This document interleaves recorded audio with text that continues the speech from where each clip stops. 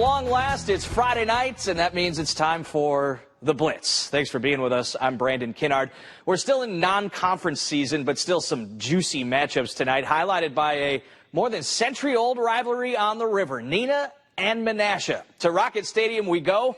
It's the final rendition of this rivalry before Neenah opens its new field. So the final one here at Rocket Stadium, and well, the Rockets get the party started right away. This is the very first play from scrimmage. Sophomore QB Evan Vandenhoven, 65-yard touchdown. Vandenhoven, want to make sure I got your name right. 65-yard score, 7-0 Neenah. Next drive, well, there goes that man again. 25-yard rushing TD. Puts Neenah up 14-0. Menasha answers, though, down on the doorstep in the second quarter. It's Chase Parker taking it in from 2 yards out. 14-7 the score. Then their defense makes a play. Rockets trying to go through the air, more of a ground team. Ernesto Rodriguez-Anderson with the pick, but they didn't turn it into points, and Neenah made them pay. Later in the first half, Jace Jenkins had a huge game last week. Not bad in week 2. 70 yards. Look at the stiff arm to finish the run there. All the way to the house. Neenah goes up 2 scores. They win it by more than that. 35-13. Here is John Miller. John Miller alongside Neenah Rockets head coach Steve Young. Coach, 35-13 victory over Menasha. 2-0 now to start the season. What did you see from you guys tonight? Well, I saw resilience and an offense that's still running the ball, and a defense that didn't break but bent a little bit, but kept Menasha out of the end zone. Yeah, we talked earlier this week about your rushing attack, but it was really the defense I really felt like that was bend but don't break. How'd you guys bottle up A.J. Korth, a guy who had 250 yards rushing last week in Menasha's win?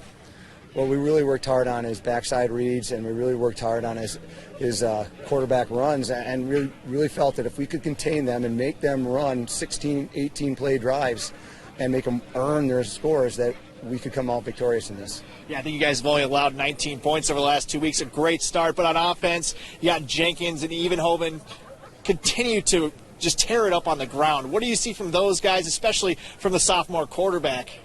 Well, Evan gets better every week, which is super important for him to be confident. But Evan has the speed. He can finish a run, and you saw that tonight.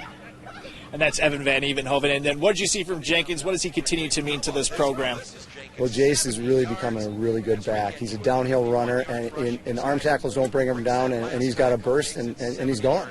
Thanks so much, Coach. Next up for Neenah is Oshkosh West at Titan Stadium. Back to you, Brandon. Miller time. Thank you very much to our Showdown crew. Staying in the Valley now, Kimberly hosting DeForest. It's the first home game for new Kimberly coach Chad Mikowitz. His guys get him on the board early. Seth Myron to Jackson Garbish. Touchdown there. And just a couple moments later, they have the ball back. Myron going deep again, this time to Ethan Kreider. Another connection there. It's a 2-touchdown lead after the 45-yard score. And how about some defense? The makers, or special teams rather, with the blocked punt. Well, this was all the guys from Kimberly tonight. 49-0. They are cruising to a 2-0 start this season. To the battle for Appleton, West looking for its second straight win over East. Hawaiian-themed night for the students. Always fun. Get it in while the weather's still hot. Patriots running back Anthony Burdett, well, he's having a party of his own. Second quarter, he scores it, gives the Patriots a 10-7 lead. Next East possession, Burdett breaks not 1, but 2 tackles, and he is off to the races. 61 yards later, another East touchdown. Well, why not the hat trick? Later in the quarter, it's a 4th down here. Burdett through the air this time. Nice grab for the little guy right at the goal line.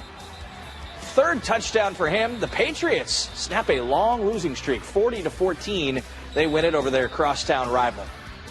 Well, it's spooky season already. The Ghosts and the Phantoms, Kaukauna and West appear. This was a heck of a game. Phantoms led it by 2 scores in the 3rd, but here comes Kaukauna. Finley Doria deep to Caden Graff. Game tied at 28. West appear with the answer. Over the middle to Ben Lemrand. And nobody around him. He's going to reverse course and take it all the way to the painted area. 35-28, West Pere retakes the lead. Kaukauna not done. Look at this dime from Doria to Quinn Buchinger. Ties the game at 35. This winds up going to overtime. Both teams score on their first possession. West Pere, though, they decide to go for two, and they get it. Najee Mitchell, their star running back, that's the game winner. Early candidate for Game of the Year, 43-42, West Pere with a fantastic road win. Let's go down the road to Oshkosh. Lourdes hosting defending D7 state champ Reedsville. Panthers on the board first. Ryan Toddy with the quarterback keeper. 6-0 road team. Later in the first quarter, another short yardage TD for the Panthers. This time it's the running back, Logan Liddell, extending their lead. And how about this play? You got to watch this. Lourdes QB Wade Liddell looking deep. It's tipped. But Mitchell waiting right there to grab it, and he is gone. How often do you see something like that? That is one they will remember forever. Unfortunately for the Knights, it comes in a loss. Reedsville gets the win, 27-14. We've got more highlights still on the way. We'll take you to the Northeastern Conference. New London, Wrightstown, Little Chute. A lot of teams in action tonight. A lot of good highlights there as well. We'll show them to you after the break. Most teams are still in non-conference season right now. We'll ramp up conference play next week. But, you know, the NEC, the Northeastern Conference, and the Bay Conference do this thing that I really like. They play a lot of non-con games against each other, and you can really kind of size similar-sized schools in different conferences up against each other. Let's check out some of those games here. Happy National Dog Day. The Bulldogs of New London on the road at Wrightstown.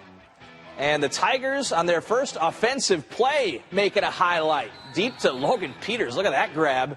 Kick starts a 14-play Tigers drive that seemed to last forever, and Isaiah Pennenberg finishes it off with a short touchdown, puts them up 7-0. Second quarter, New London knocking on the door. Will Grable scrambles, puts it up for grabs. Hunter Beebe snags it right into your living room. Cuts Wrightstown's lead to 7-6. Ensuing kickoff, Trevor Vandehei breaks through, sheds one guy, and he is gone. 90-yard kick return touchdown. Wrightstown wins this one 35-14. And back to the Valley. Xavier in Little Chute taking on the Mustangs there. This one, a low-scoring defensive battle. We saw the same from Little Chute last week. Here's Drew Jotten busting through. 32-yard touchdown, 14-6. Little Chute on top. They had the extra points.